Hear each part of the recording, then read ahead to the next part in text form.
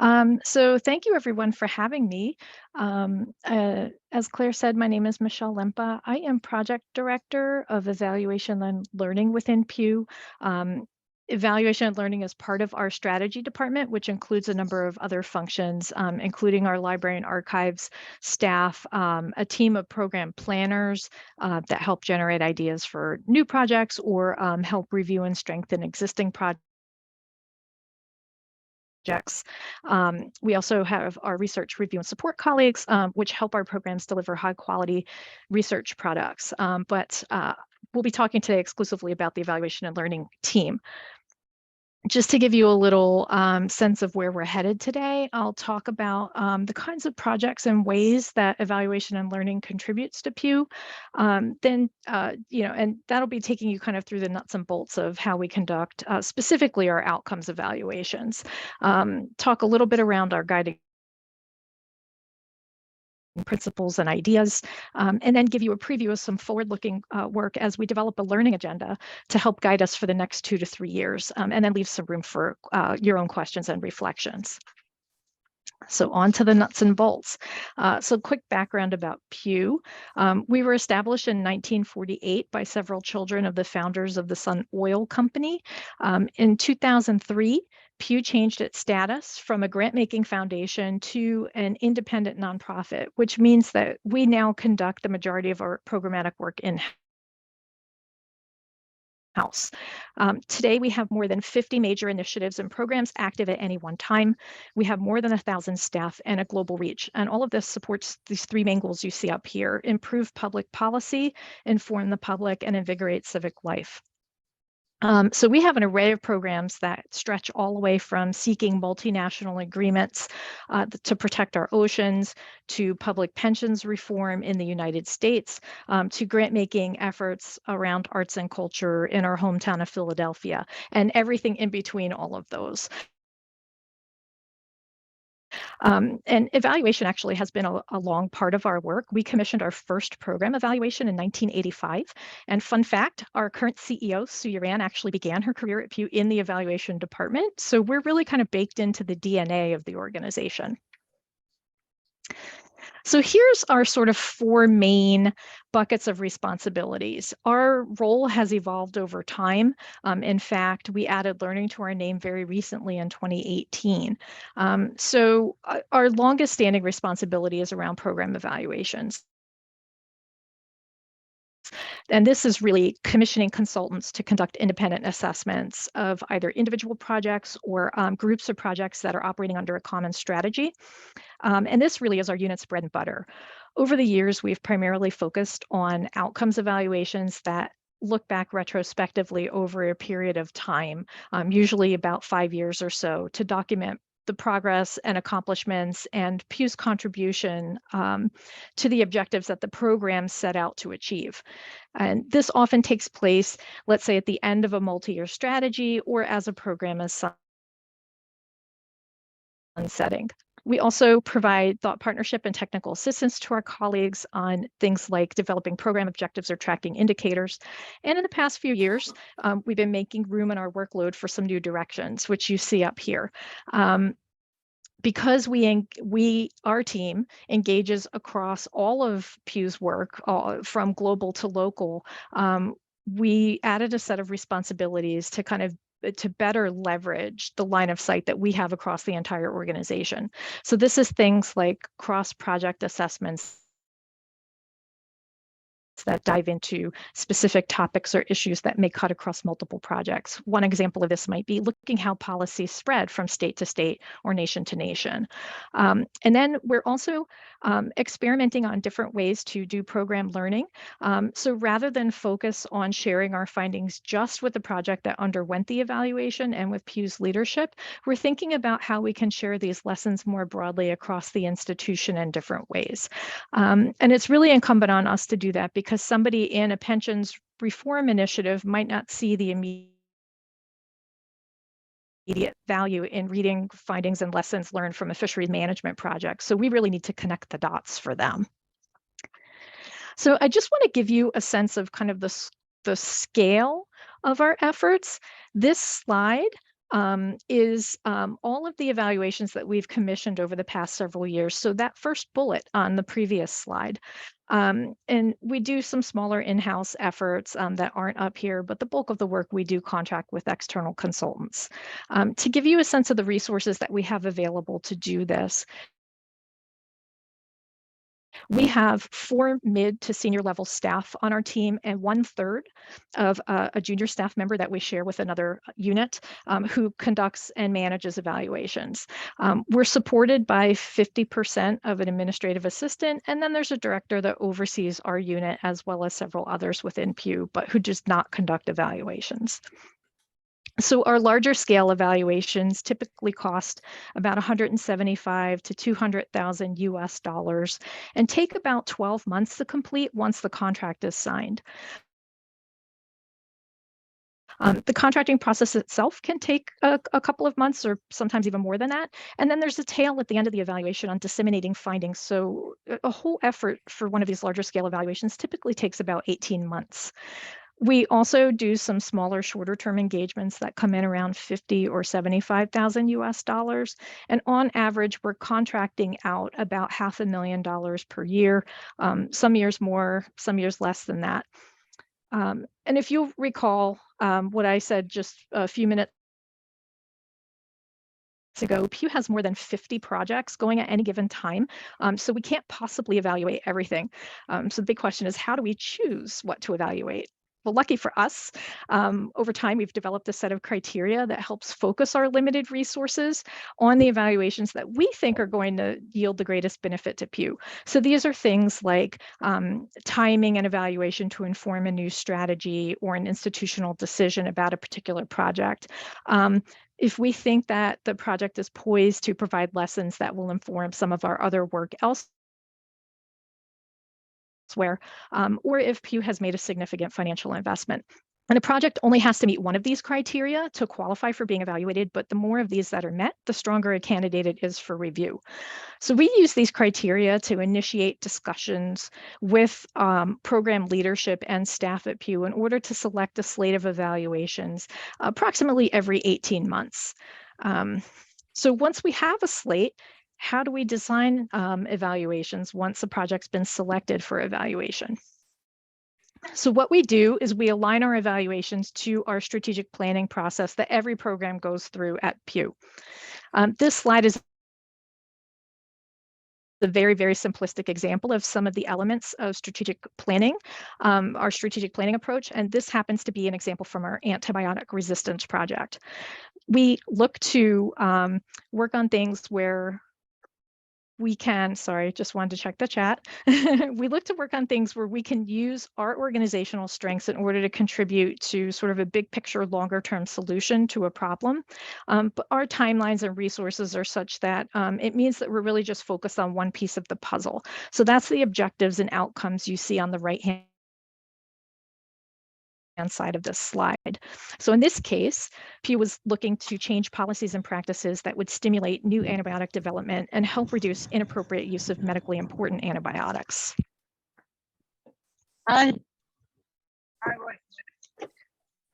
Does someone have a question? Oh. Okay. So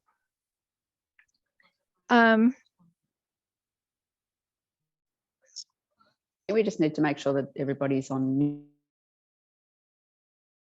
There might be someone that accidentally unmuted. Okay, sorry about that.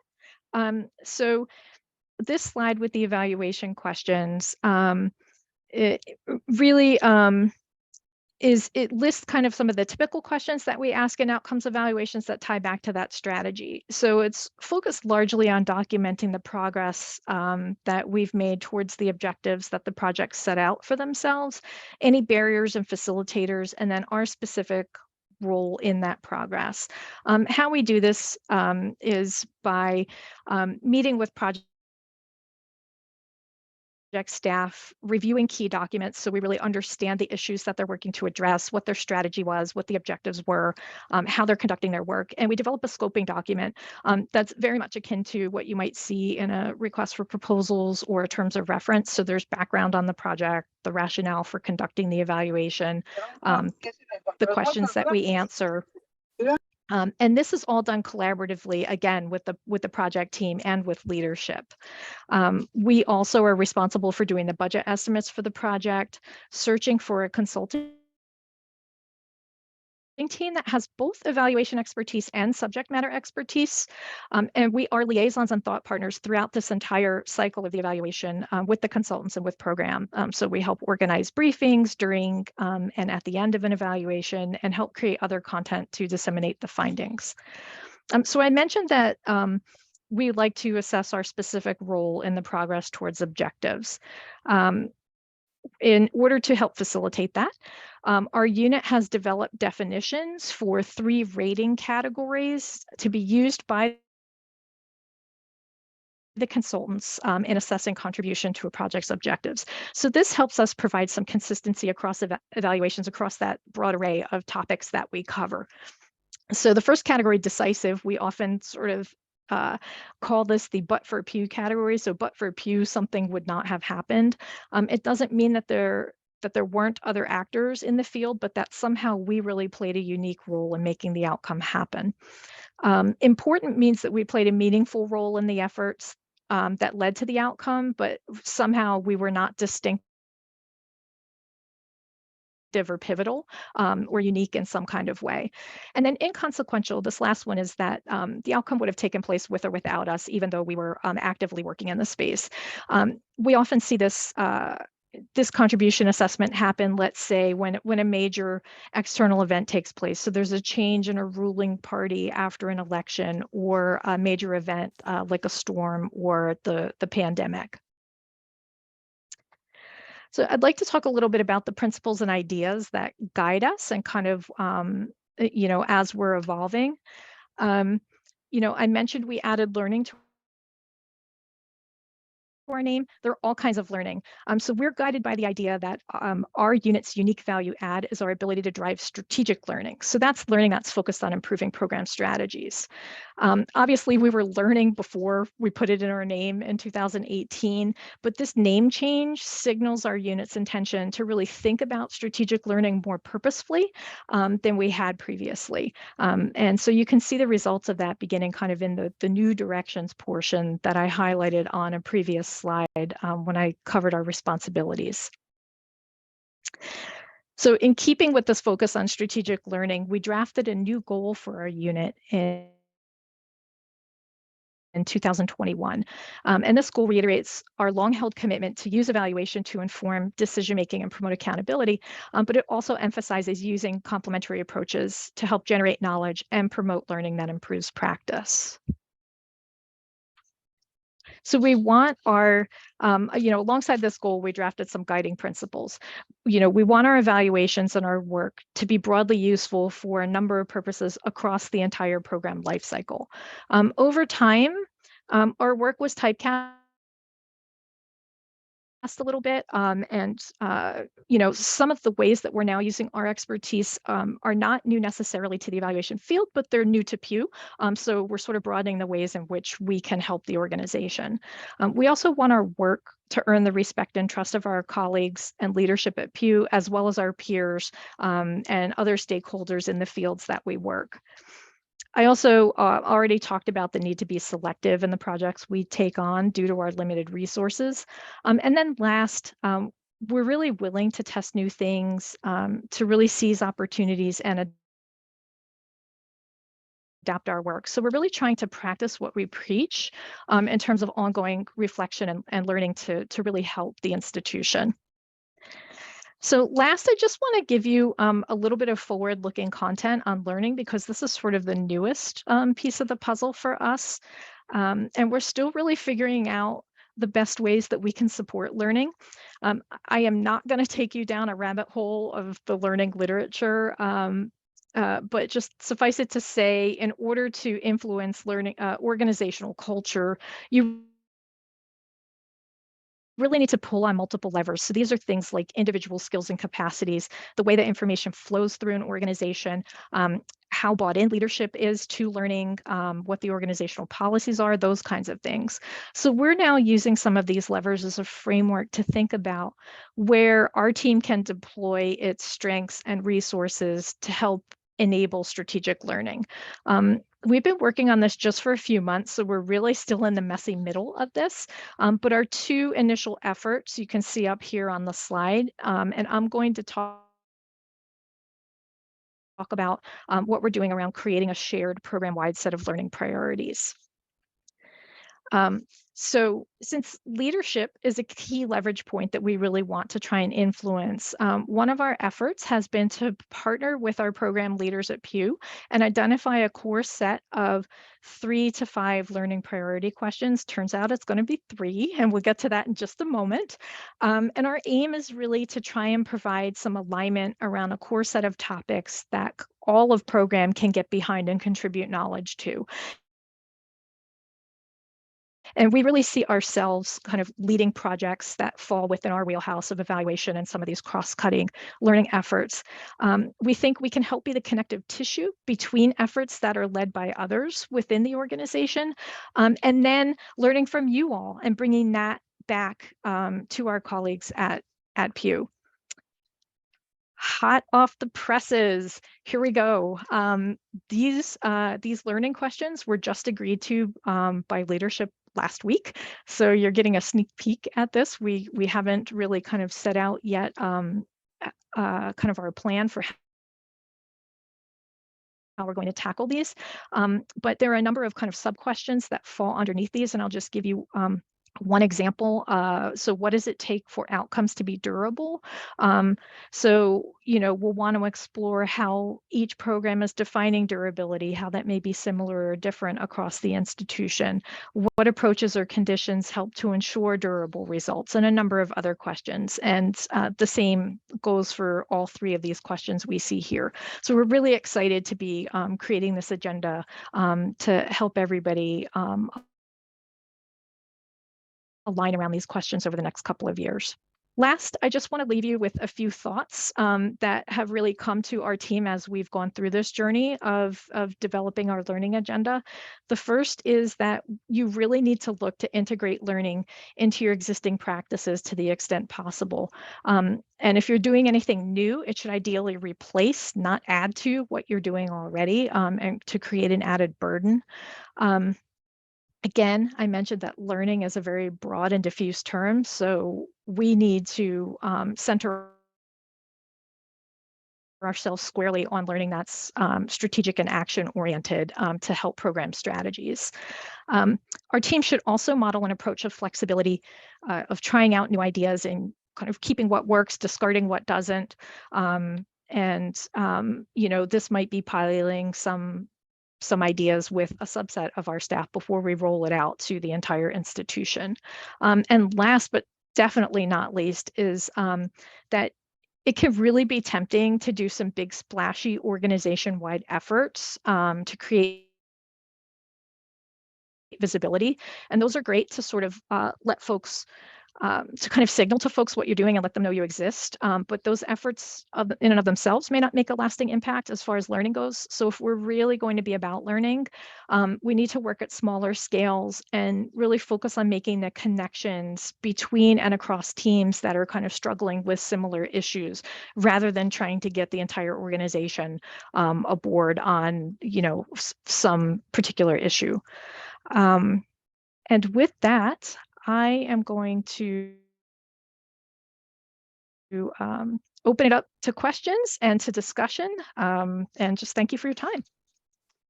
Thanks, Michelle. That was fantastic. Does anybody have any questions?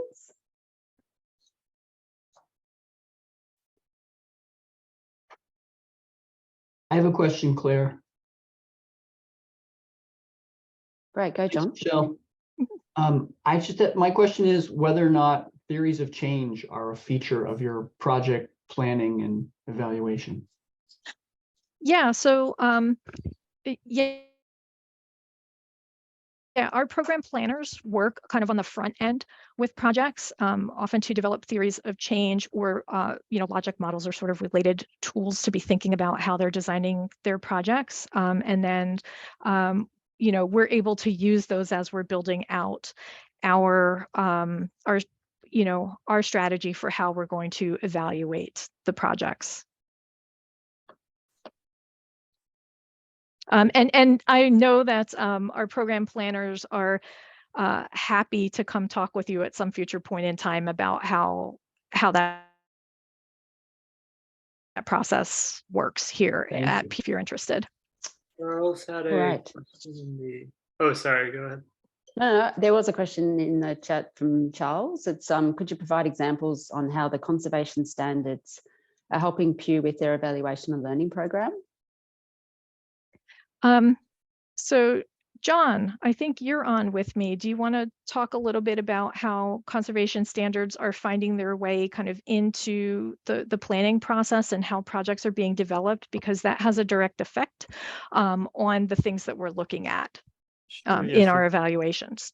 This is John Fisher, also from Pew, and one of Pew's official reps to CMP. So I think it's an open and evolving question. I think Pew has its existing set of standards for both planning and evaluation, which have a lot of similarities, but also some important differences from the standards. So I think what's been happening is the last couple of years, Pew's been learning more about the standards and kind of asking where are the things we can bring in. So for example, we've done a number of essentially results chains, kind of visual theories of change diagrams that are not like officially required or part of Pew's process, but then have been used to kind of help inform the work that is required. So it's something that I think getting more involved, learning more about the process, figuring out what they might want to bring in. And actually, we're hoping to pitch a session for the October CMP retreat that kind of will be around different planning frameworks and kind of what might the conservation standards want to look to and possibly learn from, or like what's complementary. So that's another case where I've been talking to the planning folks about that, just kind of getting their sense of what do they love, what I think is missing, or vice versa. So that's a long way of saying it. I think we're figuring it out and we want it to be a really healthy kind of two-way discussion of getting the best of both worlds. Yeah, right, I'll add to that by saying, I mentioned, and I know I breezed through a lot of content, how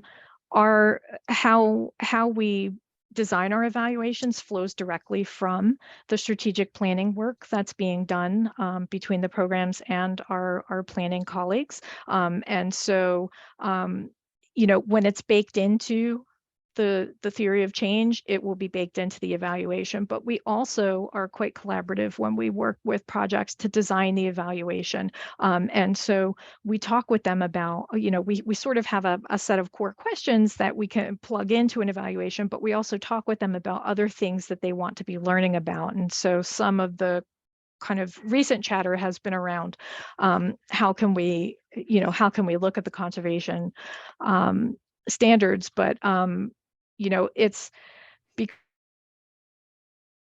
because our work oftentimes is happening a number of years down the line. I would say we'll start to see this baked into our evaluations probably in a year or two rather than right now. So does that answer your question?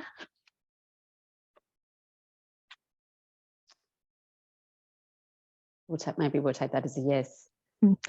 Giselle would like to ask a question. Sure. Thank you so much, Michelle. So at the beginning, you said that many of your evaluations are independently conducted. You contract out with different organizations to do that.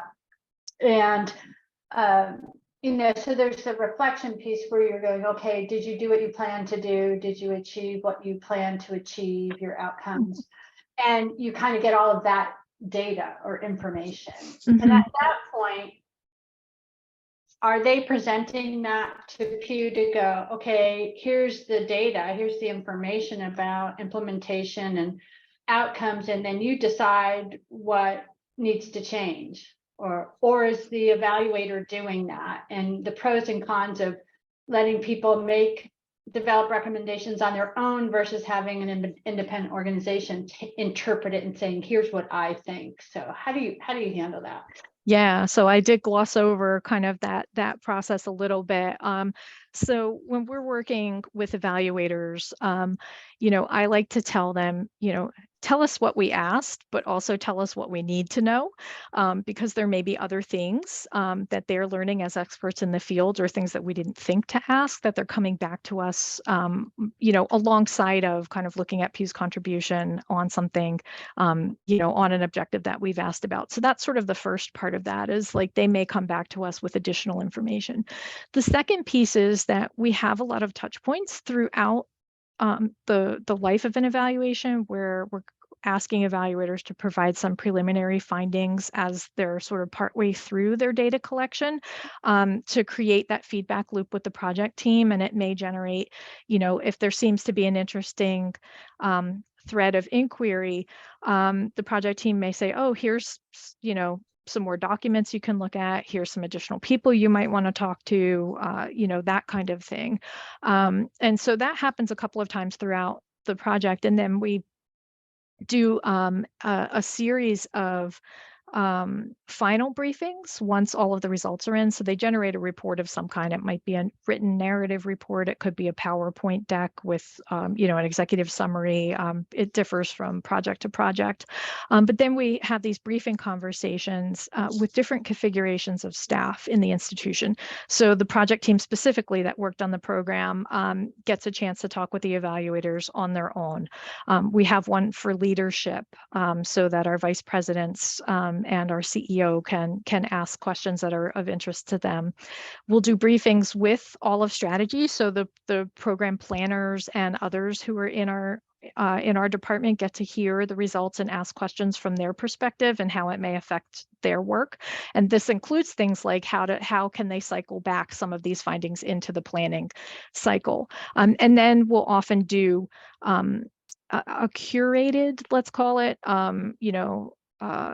other briefing with other projects that may be using similar strategies or tactics, or who are working on, adjacent issues, who might be interested in learning about the findings. So we try and facilitate that process in a number of different ways. And because we're trying to time these evaluations, oftentimes when we know that there's a decision point coming up, we can see the end result of that in the strategy papers that go to our board of directors, and other documents where they're referencing the evaluation findings and how they've used them.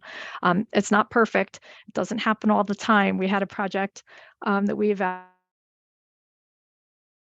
about 4 years ago at this point, and just had another meeting with that team on something where they went back and reviewed the evaluation report and said, oh, we forgot that the evaluators recommended A, B, and C. We're now thinking about those for our new strategy. And then they can go back and look at the report and see what the recommendations were. So, there's a lot of conversations that take place in terms of what, the evaluators may make recommendations, and then the conversations are sort of the implications of why or why not this is maybe something that we might want to do, because outsiders don't always know your inner workings and what will work best for the organization. So it's a little bit of both, where the evaluators are making recommendations that the institution may or may not take, but it generates conversations around, well, okay, that's not the right path for us, but what is, based on these findings. Anyway, that was very long-winded, sorry. You're on mute, Giselle. That was super helpful, because I kind of heard both points, where it's like you provide recommendations versus you provide the team with the data and you want them to own it and kind of come to the recommendations on their own, because then they own it more and they're more likely to. So that's what I'm curious about. Yeah, so it's a little bit of both. Very helpful, thank you. Okay, we've got a question here from Will. You mentioned some quite substantial budgets for evaluations. How are you funding these and building them into program budget? So these come from our program. They're not built into the program budgets of the individual projects. There is a larger program budget within Pew, what we call the departmental top, or which wouldn't make sense, but there's a line of money under program that's separate for evaluations and for any any contracts to do explorations of potential new lines of work. So our planning colleagues, as well as our work. So it's within program, but it's separate from the project budgets themselves. Great. Well, that's nice. I know it's confusing, right? Yeah, no, that's nice to have. So essentially that's kind of central pot that you use to apply the criteria to, and where you can best make use of it.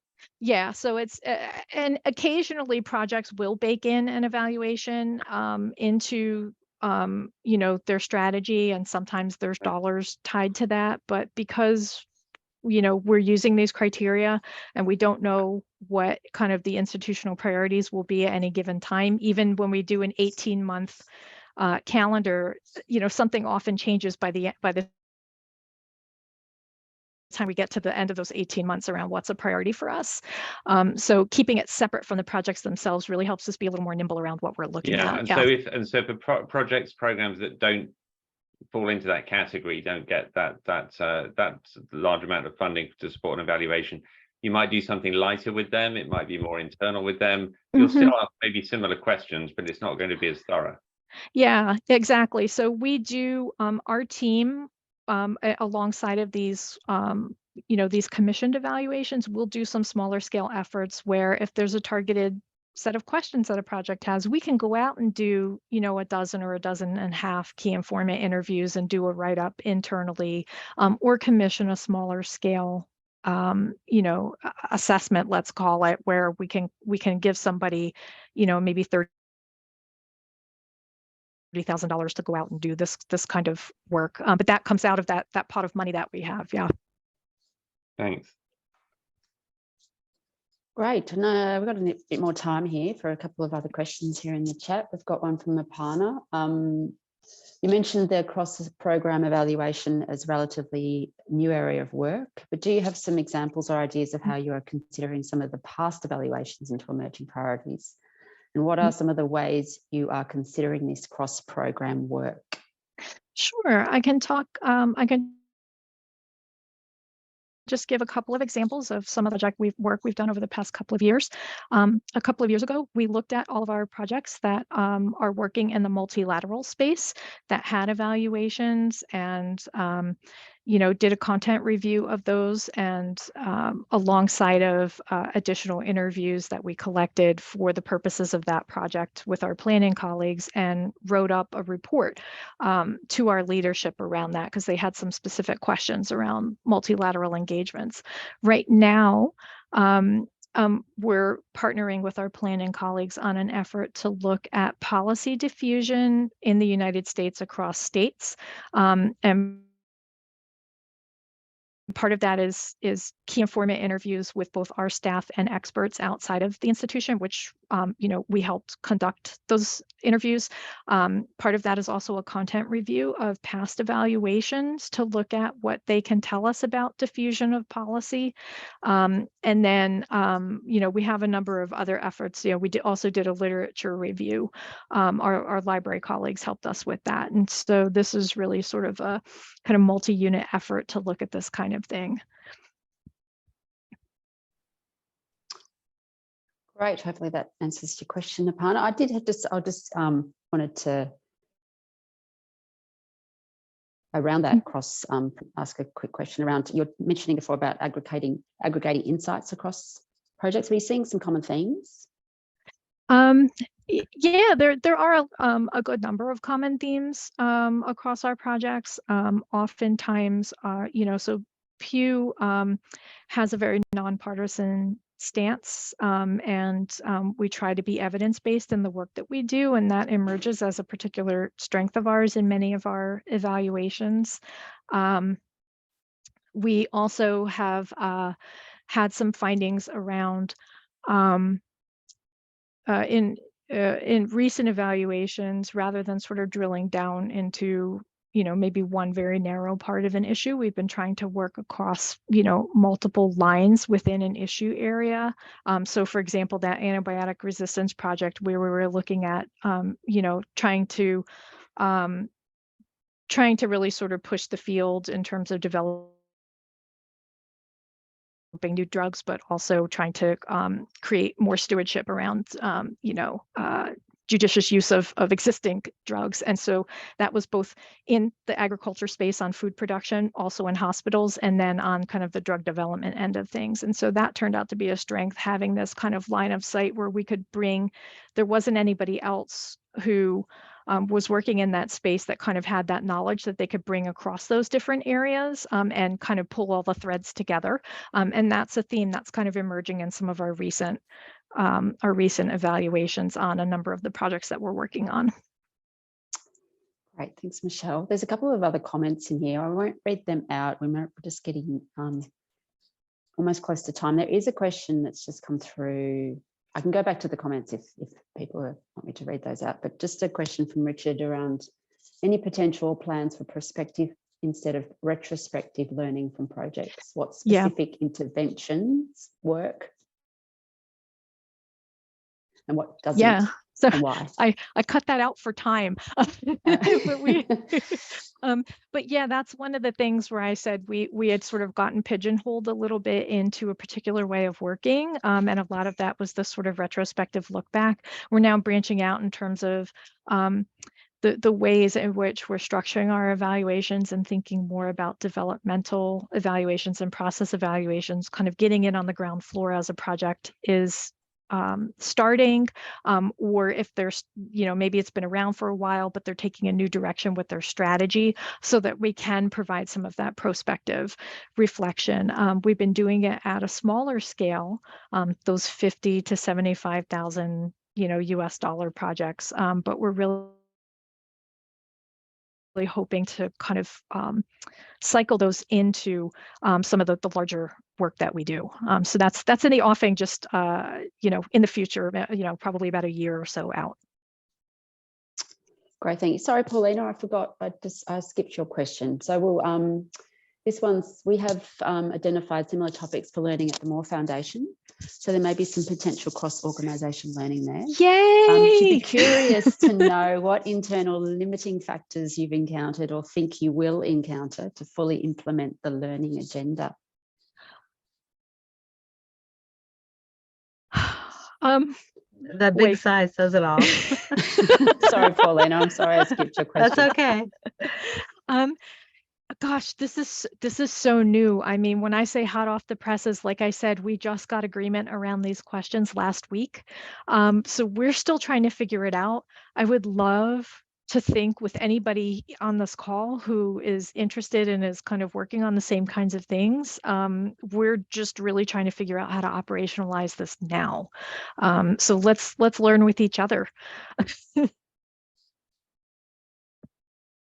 I can say one thing I've heard maybe from outside, which I'm sure many of you have also heard, is when you say we're here to evaluate, people kind of go to like, oh my God, what if there's bad news? What if that means I can't get funding? And so there's been a real tension at Pew between learning and accountability. And so there's the notion that doing this means we're going to figure out who screwed up and punish them somehow, versus we're going to figure out what we could do better next time and welcome that as normal and healthy. And so I think that's been one of the what I expect will be one partial answer to your question, Paulina, is how do we get people to say, hey, we all want the work to be better and to be impactful, and we're going to have the trust that this doesn't mean, like, it's very hard to get fired at Pew for other things other than like gross violation of policy, not counting like budgetary layoffs, but there's still this notion that like bad news is terrible for us. And so I really hope to be able to support that piece of it with Michelle's team. Yeah, thanks for that, John. I guess it's just sort of my day-to-day that of being an evaluator, you expect a certain level of trepidation when we come to programs. So I forget that that's a pretty typical barrier to our work. Fantastic. I'm enjoying that moody seascape behind you there, John. Is that a print or a painting? There's a painting, but I got it at a flea market, so it was surprisingly cheap. So Wow, there's an original print. Not easy to capture painting, water. That's amazing. Just a comment from Nick Slevsky. About 10 years ago, we at FOS actually used the CS to help analyse several non-conservation programs, medical devices and food safety as examples at Pew. So if people are interested, he could dig those up. So start digging, Nick. I think people will be interested. Yeah, thanks for adding that, Nick.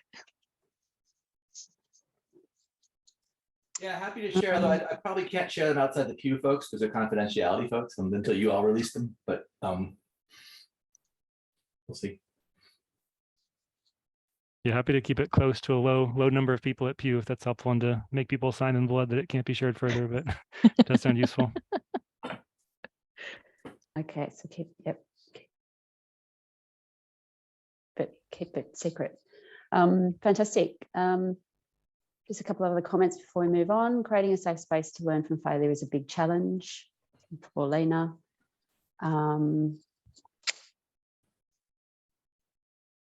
think that's about it. Unless there's any last questions, I think we'll finish that one. That was fantastic, Michelle. Thanks so much for that amazing presentation, and thanks everyone for all the questions. Yeah, thank you so much for having me, and happy to answer any follow-up questions offline. If you wake up in the middle of the night and suddenly you need to know something, I'm happy to happy to engage with you.